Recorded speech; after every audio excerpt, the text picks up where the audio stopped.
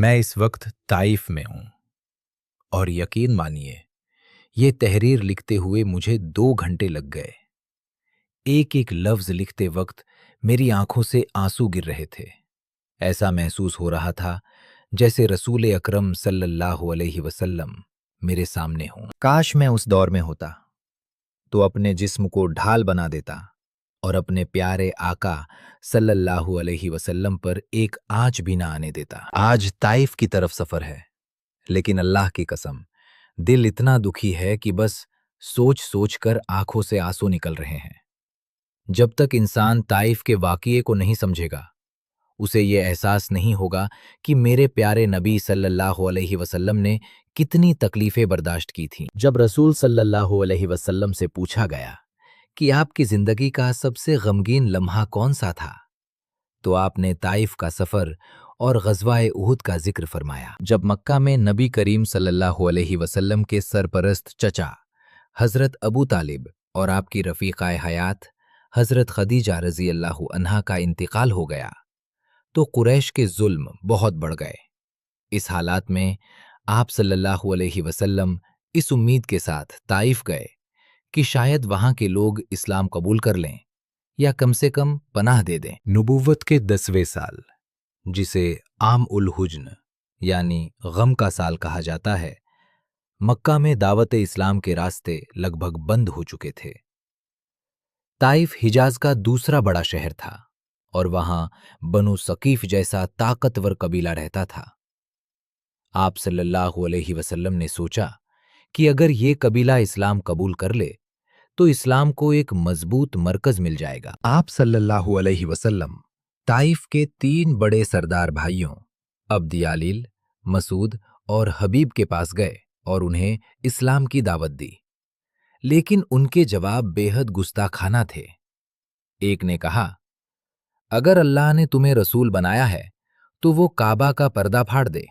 दूसरे ने कहा, क्या अल्लाह को तुम्हारे सिवा कोई और नहीं मिला था? तीसरे ने कहा, अगर तुम सच में नबी हो तो तुम्हारी बात ठुकराना अजाब को बुलाना है, और अगर झूठे हो तो मैं तुम जैसे शख्स से बात करना पसंद नहीं करता। जब आप सल्लल्लाहु अलैहि वसल्लम मायूस होकर वापस लौटने लगे तो उन्होंने शहर के गुंडों को आपके पीछे लगा दिया। वे दोनों तरफ कतार बनाकर खड़े हो गए और आपके मुबारक टखनों पर पत्थर मारने लगे। जख्म इतने गहरे थे कि आपके जूते खून से भर गए। जब आप सल्लल्लाहु अलैहि वसल्लम बैठ जाते तो वे आपको पकड़कर खड़ा कर देते और फिर पत्थर मारते, तालियां बजाते और मजाक उड़ाते। आखिरकार आप सल्लल्लाहु अलैहि वसल्लम बेहद जख्मी हालत में उतबा और शैबा के एक बाग में पहुंचे। उनके दिल में रहम आया और उन्होंने अपने ईसाई गुलाम अद्दास के हाथ अंगूर भेजे।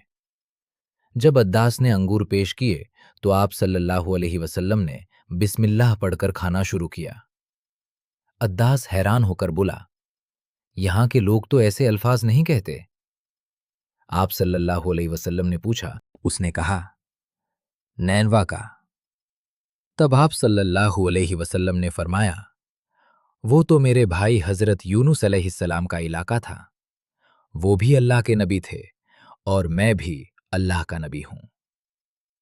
ये सुनते ही अद्दास आपके हाथ पैर चूमने लगा और ईमान ले आया। उस वक्त आप सल्लल्लाहु अलैहि वसल्लम ने अल्लाह से बेहद दर्द भरी दुआ की। ऐ अल्लाह, मैं अपनी कमजोरी, बेबसी और लोगों की नजरों में अपनी बेकदरी का शिकवा सिर्फ तुझसे करता हूं। तू कमजोरों का रब है और तू ही मेरा रब है। इन अल्फाज पर पूरी कायनात गमगीन हो गई। हजरत जिब्रील अमीन अलैहिस्सलाम पहाड़ों के फरिश्ते को लेकर हाजिर हुए। फरिश्ते ने अर्ज किया, ए अल्लाह के रसूल, अगर आप हुक्म दें तो मैं इन दोनों पहाड़ों को मिला दूं ताकि ये बस्ती इनके बीच पिस जाए। लेकिन रहमतुल्लिल आलमीन सल्लल्लाहु अलैहि वसल्लम ने फरमाया, नहीं, मुझे उम्मीद है कि अल्लाह इनकी नस्लों में ऐसे लोग पैदा करेगा जो सिर्फ एक अल्लाह की इबादत करेंगे। ऐसे थे मेरे नबी जो अपने ऊपर पत्थर फेंकने वालों को भी तकलीफ नहीं देना चाहते थे। تبھی تو انہیں رحمت للعالمین کہا جاتا ہے، کیونکہ اللہ نے انہیں پوری کائنات کے لیے رحمت بنا کر بھیجا تھا۔